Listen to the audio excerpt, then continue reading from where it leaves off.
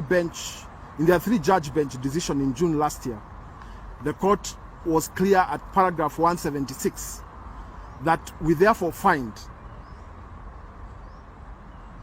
the court was clear at paragraph 176 that, and I quote, we therefore find that the compulsory acquisition of the land on which the two schools sit did not meet the threshold of public purpose and should not have been undertaken in the first place. One cannot purport to compulsorily acquire what is already public land.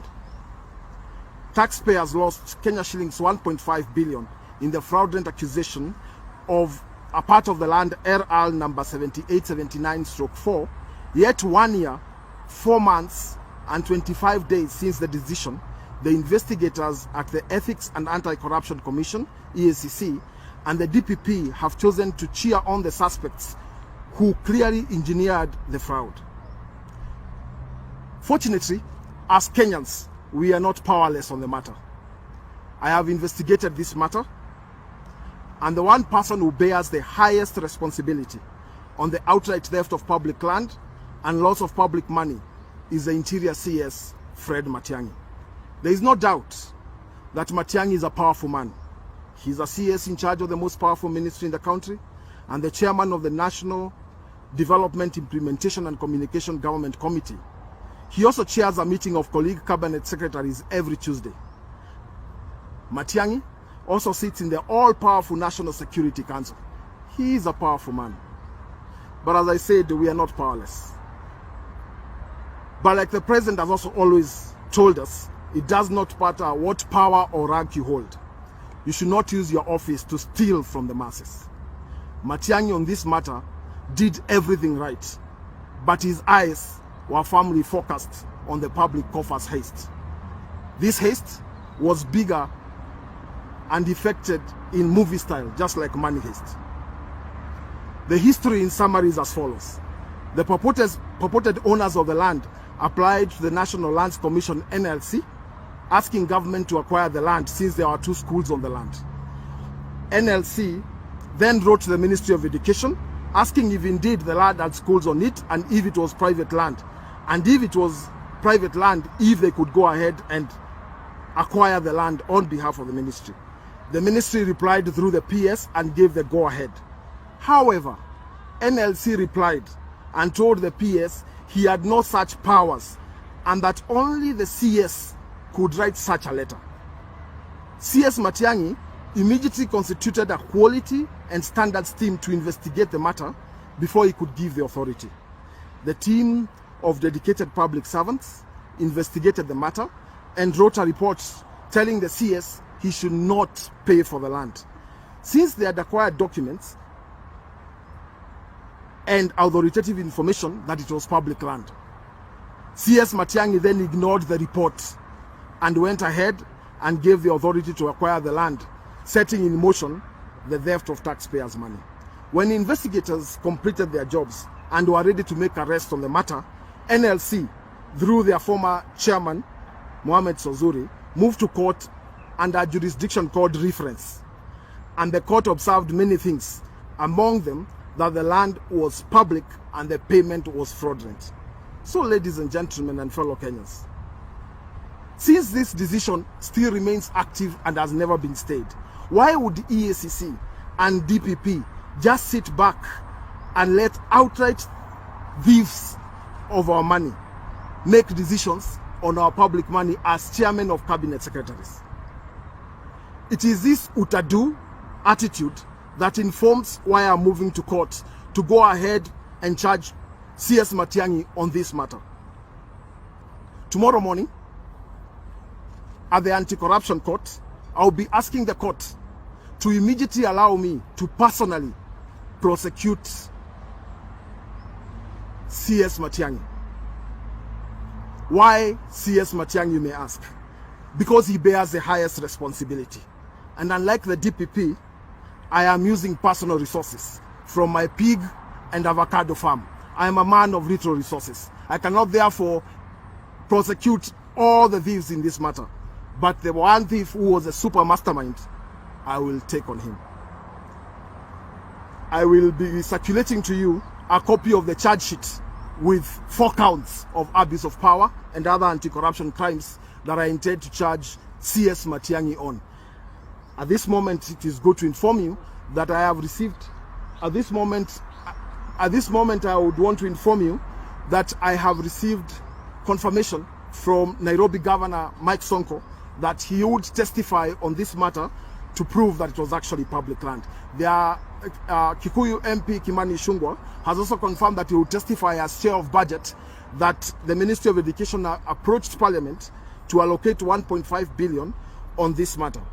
Ladies and gentlemen, allow me to finally say this. In the case of Brian Nyong'o versus the DCI, the court ruled when police have condensed their evidence, which they hold sufficient for a prosecution, but DPP fails to take up the prosecution, the law provides that private prosecution shall follow. And that was Justice Ngenye Macharia. Ladies and gentlemen, that is all I have to say. I'm going to circulate to you, then you're going to be able to see what exactly the charge sheet says. But just for the record, just 1 minute, I'm trying to pull it off.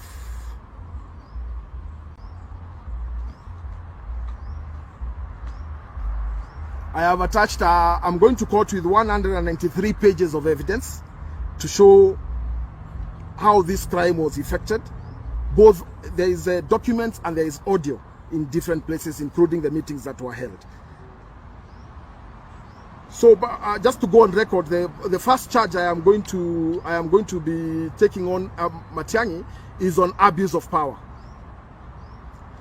Abuse of office, contrary to section 46, as led with section 48(1) of the Anti-Corruption and Economic Crimes Act. Then count number 2 is willful failure to comply with the law and applicable procedure and guidelines relating to the management of public funds. Count number 3, committing an offense or financial misconduct contrary to section 197(1) of the Public Finance Management Act. And finally, a conspiracy to defraud contrary to section 317 of the Penal Code, Cap 63 of the laws of Kenya. That is all, ladies and gentlemen, unless you're a private prosecutor to go to court, so that not everyone is going to court to do this thing.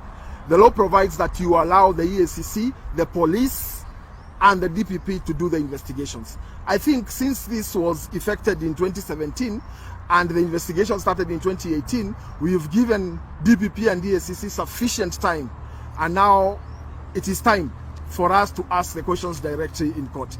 Let me also say this: if the court allows us to go on with the private prosecution, we are going to call you again, because there is a ruling by Justice Mombi Ngugi on public servants who are charged in court. I'm sure I don't need to say more than that. You can go and check.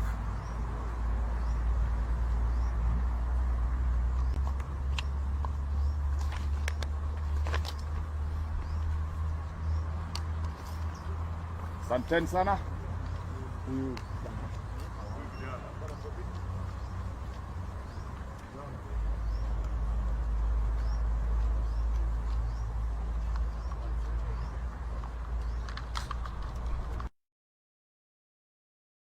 Or allow us as a family to at least give him drugs so that it can relieve the pain he has, because he was complaining of headache. He had some sore throat, and he was also complaining of general weakness in his body. So as a family, we are very distressed, and we urge the government, because the government has ways of finding where he is, to tell us as the family where he is, so that we can be able to deliver the drugs. Thank you very much. So at what time did you learn of his disappearance? Actually, I saw it on social media, and a few friends called me at around 3 p.m. in the afternoon. At that time I was in office and I was working, so it really disturbed my workflow and what I was doing. Thank you very much. Okay. You can tell us your name, then. Moses Chilanga is my name. Today at about 3 p.m. I received a distress call from the family of one Dennis Itumbi, led by the brother David here, that in the Tindikwa in Kiambu County, where he was having an haircut. He was abducted by 3 unknown persons and put into a white Toyota car and whisked away to a known destination. The persons proceeded, led by the brother, to make a report of a missing person in Tindikwa police station. Thereafter, we were told that he's being held at Parklands police station, where we are now. We have come, we have talked to the OCS, we have gone to see the occurrence book. It's not been booked here, but as you can see, when you make a call, you can actually find that his phone is going through. Having made a report of a missing person, it is always imperative upon the government to find out where this person is, and they have all the capacity, they have all the technological know-how to find out. And as Mr. Mayor showing that his phone is going through, and it is unfortunate that no one is telling us where he is. So it is incumbent upon the government to tell us where Dennis is being held, especially being told that at Kiambu and Tindikwa there was a police car nearby where he was being whisked away. So there is a reasonable inference by the family and the friends and people concerned that he is in the police custody. And this is not the first time Dennis is being arrested. He's been arrested so many times, and this is not the first time we've seen in this country there is enforced disappearances. We believe that either Dennis is being whisked away, or his disappearance is enforced by the state, and also even the recent occurrences.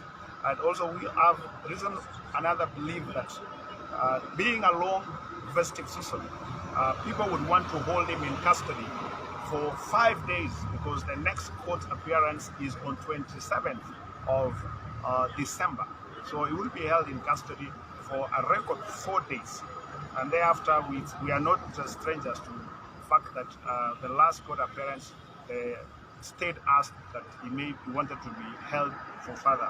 So we're asking for the government that to trace whoever is holding Dennis, and if they are holding him, to tell us where he is.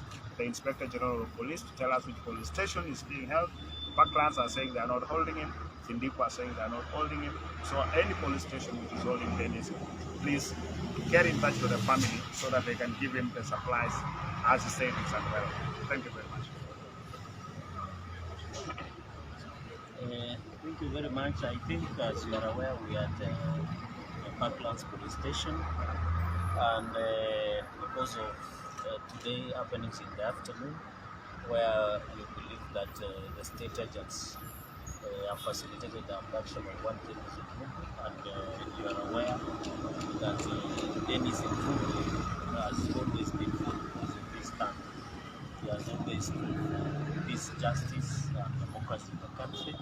And we believe, because we have met the OCS in charge of this police station, and he has confirmed to us that they are not holding Dennis here, but we believe this is just cat and mouse games that they are trying to play, because the eyewitnesses can confirm that the people who picked him we believe to be the state agents, and these are just enforced disappearances, and these are just pure politics in a bid to intimidate Dennis Itumbi, because as you are aware, they just want to punish him, because they want to hold him for 5 days, because the festivities are on. They just want to punish him, and under the constitution and the law, it is illegal to detain anybody arbitrarily, or that is why it is sad that we are going back to dark days where we have detention without trial and punishing somebody without the recourse of the law. So we are aware that according to the reliable sources, that the police are holding him, and they should be honest, and we want to appeal to the CS in charge of Interior and Inspector General of Police that the power they given by Constitution was not in a way to intimidate and blackmail and coerce Kenyans like Dennis Itumbi. And I think this is very important, that Kenyans should know that anybody who opposes the government, the only thing that the IG and CS in charge of Interior will do is just to arrest you and intimidate you like the rest of us. And we believe it is a orchestrated move to intimidate people who have a specific affiliation, political and more so, to the Hustler Nation. And you know very well that Dennis Itumbi has been exposing the monkey business that the senior government officials have been doing during this period. So we believe this is a political vendetta against Dennis Itumbi, and we shall keep vigil and ensure that he is produced. We want to challenge the government that they must produce Dennis Itumbi by all means. And our lawyers, as you have heard, our lawyers are not sleeping. We shall come and work with the family to work to every police station to ensure that Dennis Itumbi is produced. And it is also shocking that, as you have heard from the brother, that he is unwell. I wish these abductors would produce him so that the family can give him medical supplies. And there is no problem. Why is it that the police wanted to abduct him? Nowadays you can issue summonses, and if they wanted, they thought Dennis had committed an offense under the law. Why did they issue summonses to appear before DCIO?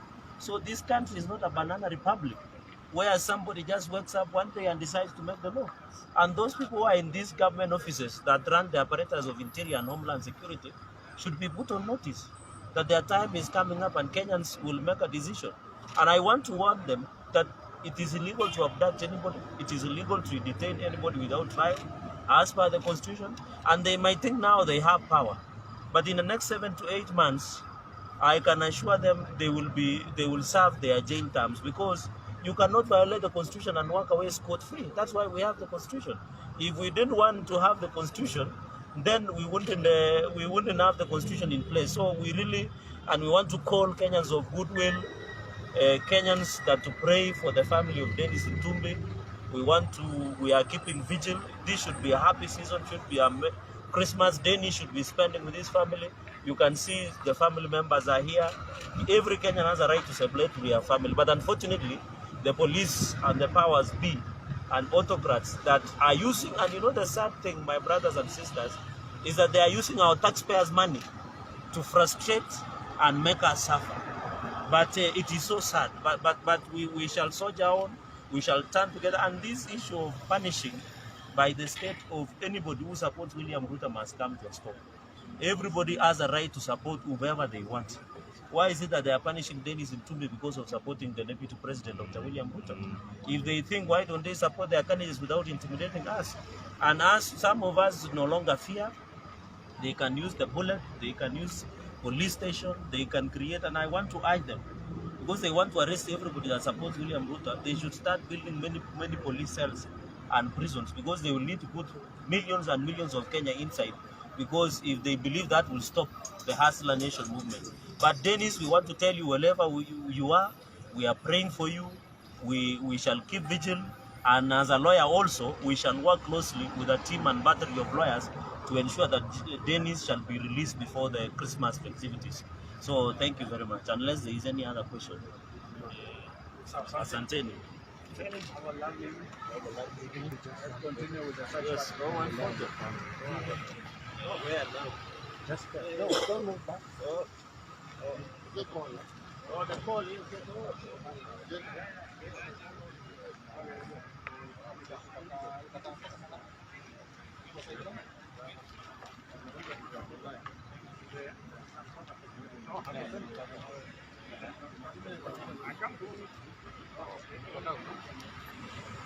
Tupangan